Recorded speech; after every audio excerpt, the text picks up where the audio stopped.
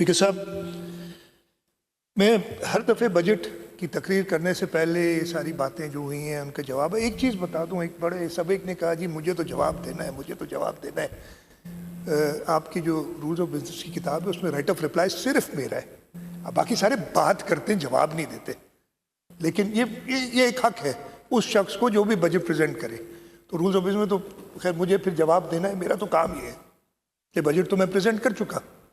Budget अगर आपने सुना नहीं वो आपका मसला था, इसलिए कि अगर आप सुन लेते तो शायद काफ़ी बातें, कुछ बातें होती ज़रूर, काफ़ी बातें यहाँ ना करते। लेकिन खैर उसको एक अलग बात रखते हैं, उसको बाद में ही डिस्कस कर लेंगे। इधर इस साल एक रिकॉर्ड कायम हुआ है, जैसे आपने शुरू में बताया था 143 मेंबरान मुझ समेत, जब मैं ये राइट ऑफ रिप्लाई, वैसे मैं 2 तकरीरें करता हूँ, दोनों को मिलाई जाए तो 144 तकारीर होगी, लेकिन 143 members have spoken for the long. अच्छा, इधर बड़ी बातें में हमें हक नहीं है यार। हक शुरू होता है असेंबली से। इस असेंबली के अंदर जितने हुकूक, कल इंफॉर्मेशन मिनिस्टर साहब ने बताया था कि जितने हुकूक यहाँ पे सहाफ़ियों के हैं कहीं नहीं है। इस असेंबली में जितने हुकूक इन मेंबरान के दोनों साइड से ऑपोजिशन को इक्वल क्या बेहतर अपॉर्चुनिटी मिलती है। पिछले साल भी सब बोले थे ऑपोजिशन के मेंबरान, इस साल इफ्तिखार भाई अलील हैं इस वजह से नहीं बोल सके, लेकिन सब बोले हैं। इससे ज़्यादा हक और क्या चाहिए। शुक्र करें कहीं और नहीं है। मैंने ये कहा था, एक मेंबर ने स्पीच की थी, मुझे बड़ी स्पीच पसंद आई थी कि ज़रा सिंध से निकले ना, प्यार मोहब्बत की धरती से निकलें और पंजाब में तो कोशिश करें। पता नहीं कितने लोग पंजाब में अभी तक आ चुके हैं। सिंध वो सूबा है जो इस वक्त असेंबली में हर ज़बान बोलने वाला पाकिस्तान का शख्स यहाँ मौजूद है। कोई और असेंबली ये क्लेम नहीं कर सकती। ये इस असेंबली की नहीं है खासियत, ये सिंध सूबे की खासियत है कि जहाँ से कुछ 100 साल पहले मेरे बड़े सऊदी अरेबिया से आए और इस सूबे ने इतनी इज्जत दी, इसकी मिट्टी ने, इसके लोगों ने इतनी इज्जत दी कि आज मैं चीफ मिनिस्टर से पहले मेरे वालिद भी चीफ मिनिस्टर थे। तो यार इस प्यारी धरती को थोड़ा सा समझो, ये इसको एक्सेप्ट करो। मुझे अपने वालिद की एक तकरीर याद है, उन्होंने कहा था कि कुछ लोग शायद, लेकिन उन्होंने कहा था वो जब कलंदर भी कलंदर तब बना जब सिंध में आया। सेवन शरीफ में आके रुका। इस सूबे ने मुझे चीफ मिनिस्टर बना दिया। खैर मैं हूँ इस धरती का, पैदा हुआ सैकड़ों साल पहले, इधर मेरे बड़े आए थे। लेकिन इसको यार एक्सेप्ट करो, अब बहुत हो गया।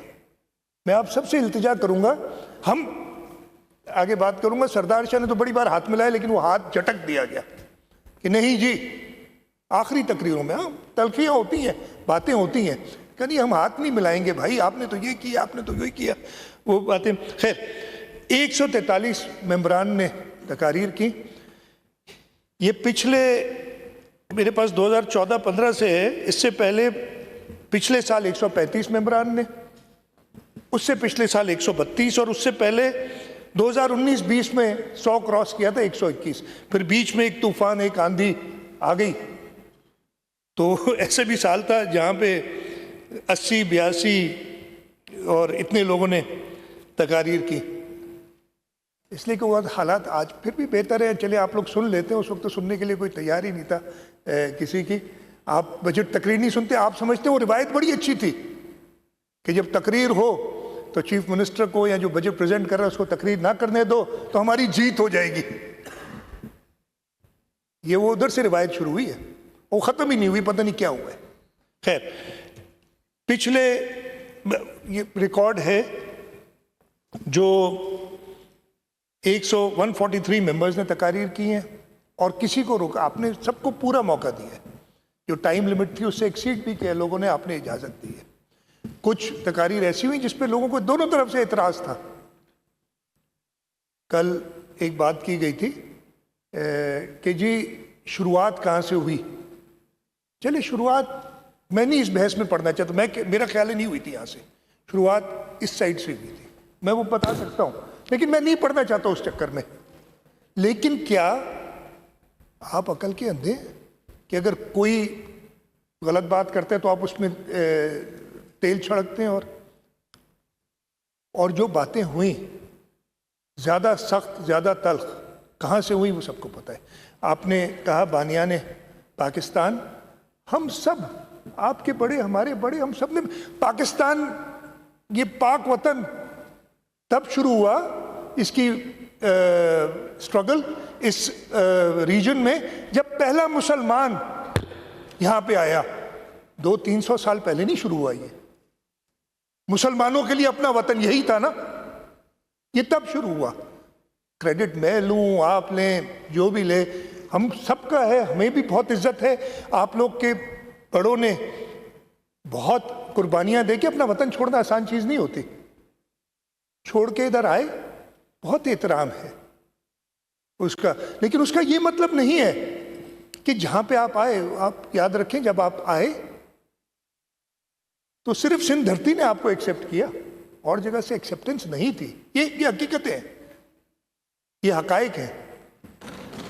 तो अच्छा, मैंने कहा ना कि ये असेंबली सबसे ज्यादा आजाद, सबसे ज्यादा मौका, ये इस साल के मैं हर साल के बता देता हूँ, ये स्टेटिस्टिक्स आ जाते हैं मेरे पास, मंगाता हूँ आपकी लोगों से, कहता हूँ 143 लोगों ने बोला है आउट ऑफ हाउस ऑफ 162 है, अब 163 भी नहीं है, नईम हमारे साथ नहीं है, 163 है, 4 थे पहले, चले 163, तकरीबन 88% लोगों ने बोला है। इसके मुकाबले में बलूचिस्तान असेंबली में 39 होते ना, 39%, 39% लोगों ने बोला है।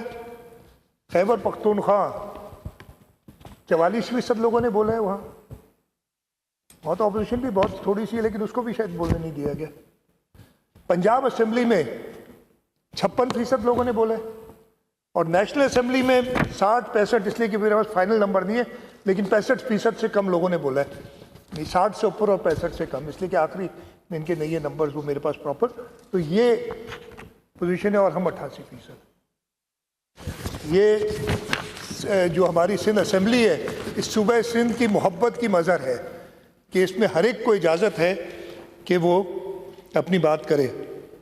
सर, मैं बजट के बारे में थोड़ा बताऊंगा, इसलिए कि मेरा ख्याल है, जैसे मैंने शुरू में कहा था कि अगर ये पढ़ा होता, तकरीर सुनी होती, आधी बातें नहीं करते। हाँ, खामियां हैं, बेहतरी की गुंजाइश हर जगह पे होती है, आप क्रिटिसिज्म हर चीज़ पे कर सकते हैं, लेकिन काफ़ी क्रिटिसिज्म ऐसा हुआ जिसके जवाबात इस किताब में, मेरी तकरीर में मौजूद थे, लेकिन वो सुनी नहीं गई। तो मुझे फिर ये रिपीट करना पड़ेगा। देखें, पहले तो इस करंट ईयर के बजट पे जब हमें वफाक ने पिछले साल, पूरे 1 साल पहले जब हम इधर बैठे थे, वफाक की तरफ से हमें वादा किया गया कि हमें टोटल 2095 अरब रुपए मिलेंगे, राउंड ऑफ कर रहा हूं, और ड्यूरिंग द ईयर भी नहीं, जून में आके पूरे साल ये एफबीआर, इस पे काफ़ी लोगों ने एफबीआर पे बात की है, एफबीआर की परफॉर्मेंस पे बात की है, मैं फिर वो रिपीट नहीं करता, ज़्यादा सारी चीज़ें लोगों ने बताई हैं। जो एफबीआर ने हमें जून के शुरू में फिर कहा, नहीं भाई, हम अब आपको देंगे 1926 अरब रुपए, 2095 नहीं, तकरीबन ये कितना 150 अरब के करीब से भी ज़्यादा शॉर्टफॉल हो गया इधर ही।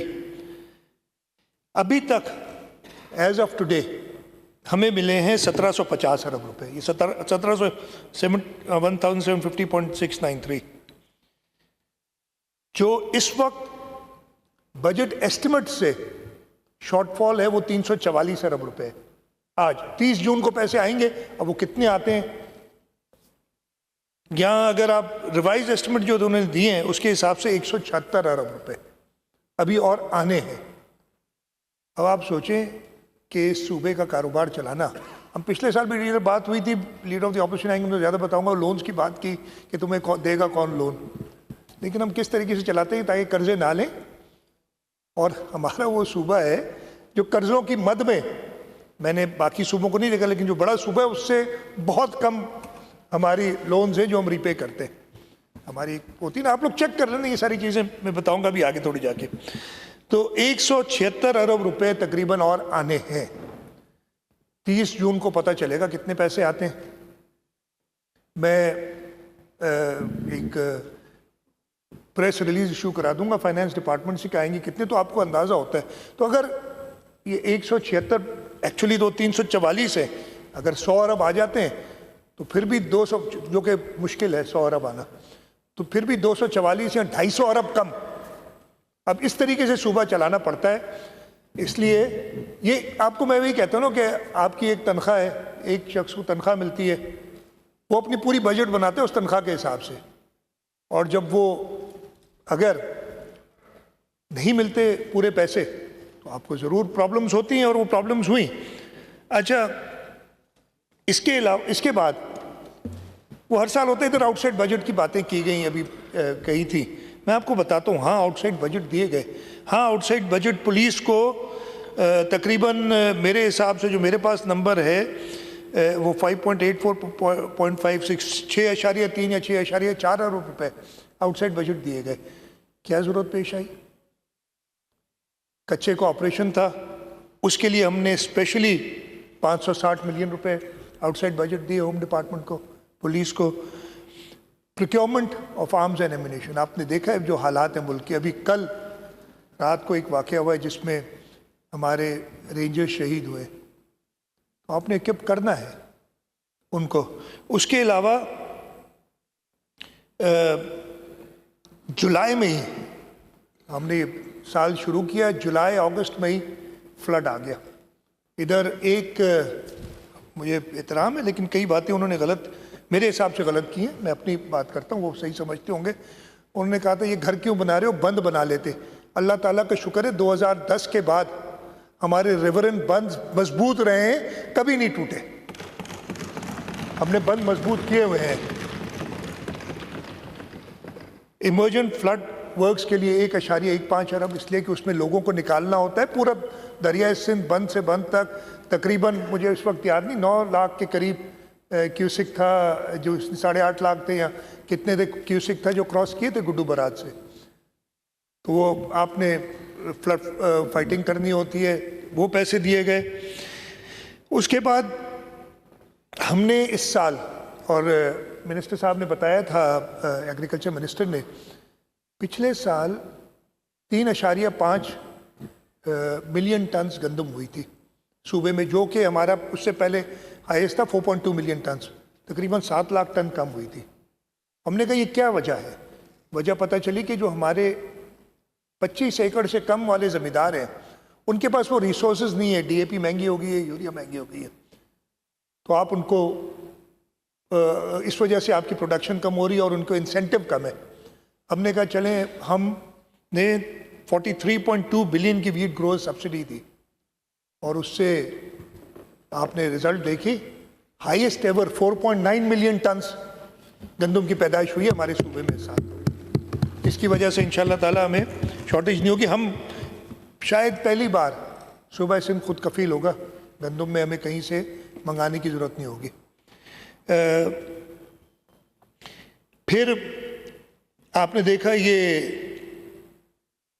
जंग आ गई। जंग में फेडरल गवर्नमेंट ने कहा, हमने मिलके एक ऑस्टेरिटी प्रोग्राम शुरू किया।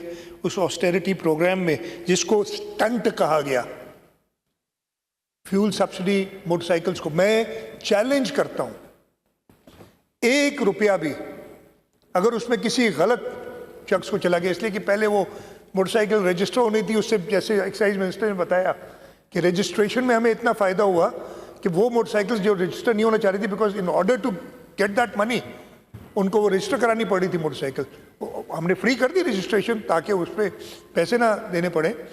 वो रजिस्ट्रेशन मोटरसाइकिल की उन्होंने कराई, और एक जेन्युइन मोटरसाइकिल वाले को, जिस तरीके से मैं वीट की बात करता हूँ, ये चैलेंज है कि वो सारा जो बोनाफाइड फार्मर्स थे 25 एकड़ से कम वाले, उनको क्या एक बता दें गलती कि कहीं से गलत चला गया हो, हम जिम्मेदार हैं।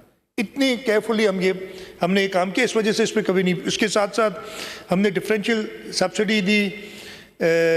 EPI वैक्सीन मिनिस्टर साहिबा बैठी हैं, हेल्थ मिनिस्टर साहिबा, अपना हमें गावी से मिलती थी सपोर्ट, अचानक गावी ने कहा हम पैसे नहीं देंगे आपको, तो ये वैक्सीन जो थी एक्सटेंड प्रोग्राम फॉर इम्यूनाइजेशन की, उसकी वजह से 5.51 बिलियन हमें आउटसाइड बजट देने पड़े। अगले साल हमने पूरे 9 बिलियन रखे हैं, उसके 4 के करीब हम देते थे। ये तो ऐसी चीज़ें जो अचानक आ जाती हैं, आपको खर्च करने पड़ते हैं।